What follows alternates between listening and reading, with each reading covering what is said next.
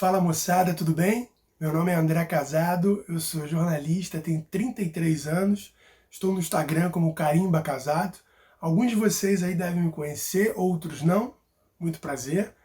Eu também estou lançando muito em breve, finalmente, agora ao longo dessa pandemia, estou tendo mais inspiração, mais tempo para finalizar um blog com uma pegada jornalística, com histórias de viagem, que também vai se chamar Carimba Casado. Eu vou até em primeira mão, praticamente em primeira mão, revelar para vocês aí o personagem, o carimba, que eu me tornei ao longo do tempo e que faz parte da minha logomarca, um viajante atrapalhado, com muitas histórias para contar, um viajante que certamente está de olho nas outras palestras do Congresso, porque eu tenho muito a aprender ainda como viajante, apesar de já ter percorrido um longo caminho de quase 40 países. Eu não sou uma pessoa planejada, organizada, tecnológica, precisava ser para economizar um dinheiro ainda maior como mochileiro, mas a minha pegada, o meu ganha-pão sempre foi a comunicação através das palavras, escrever, usar nos posts do Instagram ou produzir para alguma revista, algum site externo, o que eu vejo sobre o mundo, né? Algumas ideias, algumas histórias criativas que surgiram ao longo desse tempo. Eu uso os caracteres do Instagram até o final, né? E é curioso como eu sempre digo lá que eu sou tímido. Eu acho que você está percebendo por esse vídeo. Mas ninguém acredita. Porque nos stories a gente desenvolveu uma habilidade, uma prática tão grande que agora eu não estou me vendo na câmera, ela não está na minha mão e as coisas não funcionam como a gente imaginava. Mas vamos aqui nesse bate-papo, nesse improviso, falar um pouco sobre viagem e sobre a conexão através das palavras, né? O que é conteúdo? Conteúdo é tudo que a gente produz. Todos nós, você é um produtor de conteúdo, né? Digital também. Então essa nomenclatura da nova profissão, né, que todo mundo está se inserindo de alguma maneira, ela é um pouco vaga, né? Eu sou jornalista de formação, trabalhei com esporte durante muitos anos, passei para as viagens a partir do momento que eu comecei a viajar um pouco mais, né? Então eu sei que eu consigo ter um olho um pouco diferente para determinado assunto, me aprofundar e ir um pouco além em determinado texto. Eu tenho uma variedade, um leque de opções maior na hora de produzir um conteúdo escrito e normalmente conseguir tocar um pouco mais da maneira como eu quero, da maneira como eu fui tocado por aquele texto, alguma outra pessoa, né? A gente vive uma era de muito conteúdo, muita informação, muita gente que copia o que está por aí. Inconscientemente, você repete, usa memes, isso tudo prejudica a nossa criatividade, a nossa originalidade, né? E se você quer produzir um conteúdo realmente relevante, se você trabalha nessa área ou não trabalha nessa área, mas tem vontade de escrever o seu diário, né? E gosta de se comunicar com as pessoas, ainda acredita no poder da palavra, que vem resistindo a tantas mudanças audiovisuais, você precisa se basear em originalidade e criatividade. Tem também um terceiro pilar que eu diria que é um pouco de rebeldia.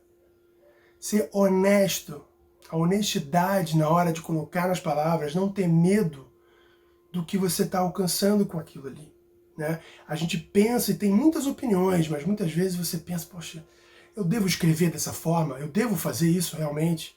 Será que alguém vai me entender errado? Não importa. Eu outro dia escrevi no Instagram sobre os pontos turísticos. É impressionante para mim que mesmo ainda em 2020 a gente ainda siga muito as regras da sociedade que te obrigam a ir fazer determinados roteiros prontos, e se você não for aquele lugar que é o especial daquele outro lugar, você está errado. Isso não existe. Por que a sociedade tem que moldar? Por que os blogs, as informações da televisão e da internet precisam moldar quem você é, né? Você tem o direito de dizer não. Tem muito ponto turístico famosíssimo, que são as 7 maravilhas, que estão desgastados, que não tem tanto valor ou não se encaixem, na verdade, com o que você está buscando na viagem. Dependendo do tipo de pessoa que você, o seu amigo e sua namorada ou seu namorado vão querer fazer tipos de viagem diferentes. Se você está em grupo, vocês vão se adaptar, é claro. Mas principalmente se você for um viajante solo, eu acredito, até para que você tenha mais inspiração, para conhecer melhor o lugar, que você se permita um dia andar pela cidade, saia de manhã sem rumo, olhando os cantos da cidade, em cada esquina, você vai perceber que você vai entender muito mais sobre o lugar que você está do que se você apenas olhasse para frente, olhasse para um mapa e seguisse um roteiro 100% pronto por outra pessoa, e não por você. Nesse momento eu tirei o telefone do suporte improvisado para andar um pouquinho pela casa. Já que a gente está falando aqui de inspiração, nada melhor do que você sair da sua inércia, sair de onde você estava. Hoje dá para a gente fazer isso dentro de casa, num corredor, num quintal, mas no momento que for possível voltar a viajar, a gente vai poder se inspirar um pouquinho indo para os lugares que a gente gosta, né? Eu tenho aqui nessa vila onde mora minha mãe, um espaço aqui externo, que eu posso vir aqui, escrever alguma coisa, ver o sol, e é isso que eu incentivo você a fazer, para não ficar vidrado muito, para qualquer tipo de trabalho que você tem que fazer, a sua inspiração ela não vai vir sentado na mesma posição por várias horas no mesmo lugar. Vamos voltar para lá. O jornalismo mudou muito desde que eu entrei na faculdade em 2005. Eu não esperava ter que encontrar um mundo completamente diferente agora 15 anos depois, né? A minha vontade de ser jornalista sempre existiu, desde o momento que eu me vi como um contador de histórias, como alguém que gostava de escrever, de me comunicar, de usar os meus cadernos da escola, que ficavam metade com algumas cópias da aula e a outra metade com desenhos, com campeonatos, com referências a futebol, cinema, que eu sempre gostei muito. Então, era muito certo para mim que eu queria seguir aquela profissão. Só que ela precisou ser reinventada. O jornalismo, como ele existia antes, ele está em extinção. Houve muitas mudanças, né? As redes sociais estão dominando a forma de se comunicar. E está todo mundo entrando na minha profissão, né? Tem muita gente fazendo praticamente o que eu faço, falando sobre viagens, sobre qualquer outro nicho, se comunicando, escrevendo até muito bem, lançando blogs, né? Sem ter uma formação. O que é legal, quando o conteúdo é correto, o conteúdo é bacana, ótimo. Só que existe uma diferença chamada inspiração. Você ia além do que você pode oferecer com um texto objetivo, né? Informativo. E é isso que eu quero buscar no meu blog, é isso que eu já venho há algum tempo buscando no Instagram. Sempre estourando ali o limite de caracteres, indo até o final, sendo um pouco rebelde, conseguindo juntar alguns assuntos para conseguir condensar um texto que tem a ver com viagem, que tem a ver com política, que tem a ver com crítica social. E eu acho que eu estou conseguindo melhorar cada vez mais nesse momento, principalmente quando a gente não está viajando, que é um momento que a gente realmente aí tem que se reinventar. É o que está acontecendo agora. Quando eu fui para a Ásia pela primeira vez, em 2016, eu fiquei impressionado com a quantidade de diferenças em relação à nossa cultura, né? Você vê uma história, um detalhe, algo interessante em todo lugar, a cada passo que você dá. Aquilo me fascinou muito. Eu passei a escrever no Instagram com um pouco mais de amplitude, né? Antes eu apenas registrava as legendas. O Instagram é um depósito de fotos, como é para a maioria das pessoas. E não tem nada de errado com isso. Mas para mim, passou a ser algo diferente.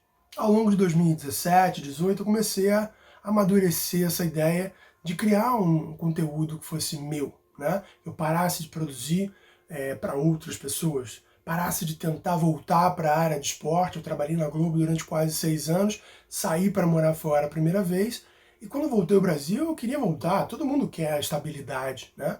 Mas pouco a pouco eu fui me tornando um mochileiro, um freelancer, alguém que tinha um pouco mais de tempo de explorar o mundo, que evoluiu demais como pessoa. Eu passei a comer um pouco de tudo, a experimentar todas as comidas locais. Eu era um cara meio chato para comer quando era criança, adolescente, né? Eu deixei um pouco dessa timidez de lado na hora de entrar num hostel, de falar com quem está no seu quarto, né? De compartilhar ali as histórias, de procurar as pessoas, para você não ficar realmente sozinho numa viagem, né? Estar viajando sozinho não significa viajar de fato sozinho naquele ambiente, né? Sair da sua casa, você pode sair sozinho, fazer suas próprias escolhas, você vai fazer vários amigos na estrada, sem dúvida, né?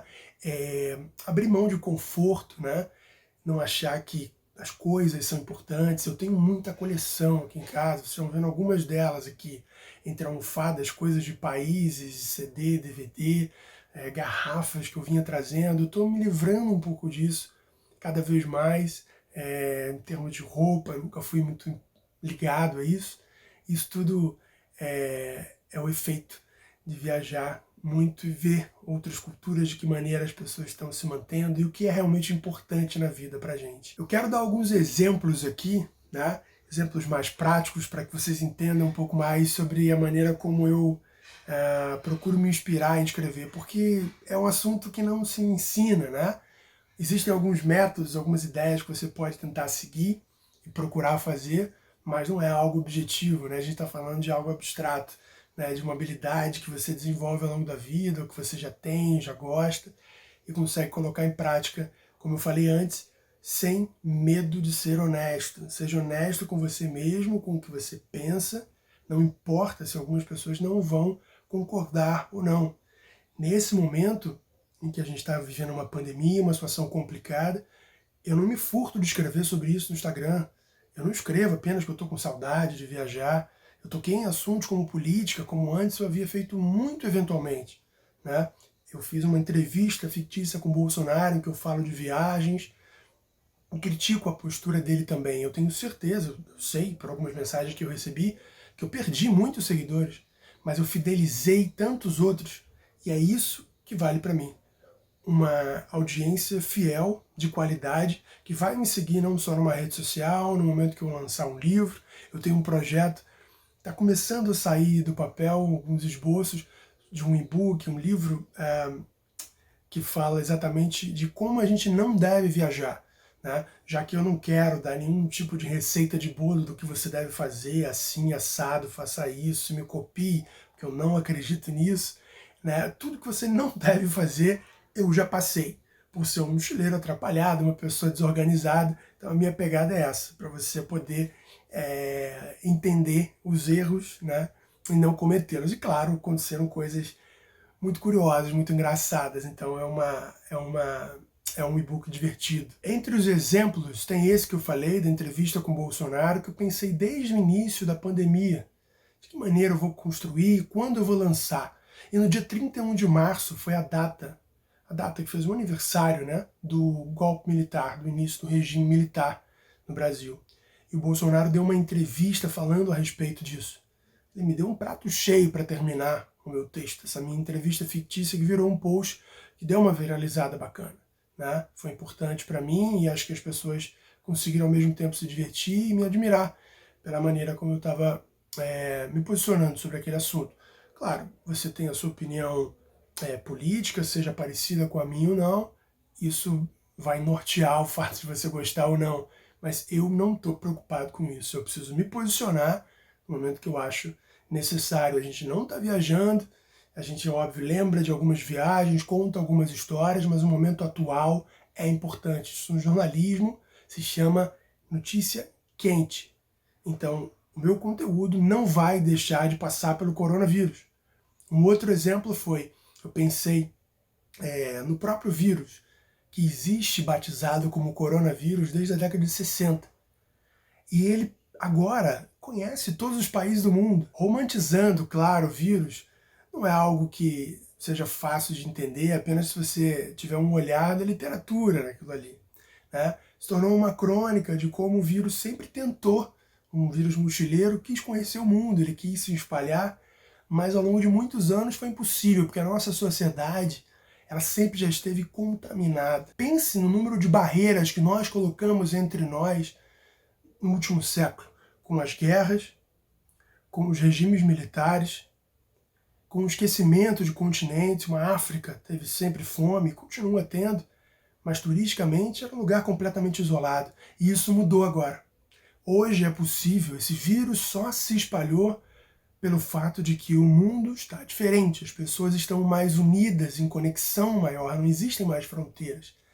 E por isso um vírus como ele, que talvez seja um vírus semelhante, da mesma força, não sei exatamente, não dá para mensurar, a outros vírus, mas agora era possível que ele chegasse a todos os países, transformasse isso numa pandemia em um intervalo de tempo muito rápido. Um outro exemplo de texto que vai para o meu blog é sobre Maya Bay, uma ilha na Tailândia. Vocês já devem ter ouvido falar, alguns podem ter conhecido antes de 2018, quando ela foi fechada para uma recuperação ambiental, né? Nesse ano, no fim de 2018, quando eu fui lá, o turismo na Tailândia caiu cerca de 20%.